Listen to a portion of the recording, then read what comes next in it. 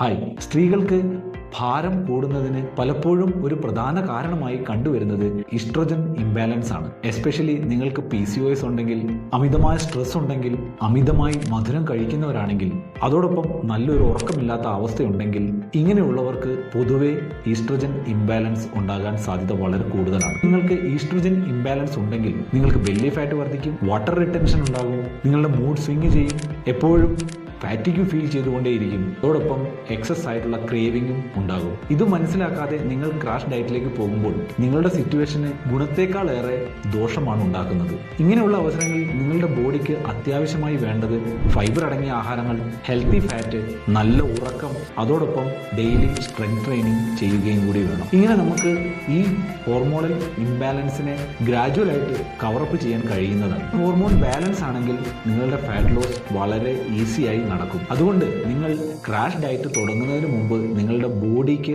ആക്ച്വലായിട്ട് എന്താണ് ആവശ്യമെന്ന് മനസ്സിലാക്കാൻ വേണ്ടി ശ്രദ്ധിക്കുക. ഇനി നിങ്ങളുടെ മെറ്റബോളിസത്തെയും ഹോർമോണിനെയും ബാലൻസ് ചെയ്യാൻ സപ്പോർട്ടിന്റെ ആവശ്യമുണ്ടെങ്കിൽ താഴെ കാണുന്ന വാട്സാപ്പ് നമ്പറിൽ മെസ്സേജ് അയക്കാൻ മടിക്കേണ്ട. അതോടൊപ്പം ഈ ചാനൽ ഫോളോ ചെയ്യാൻ മറക്കരുത്. താങ്ക്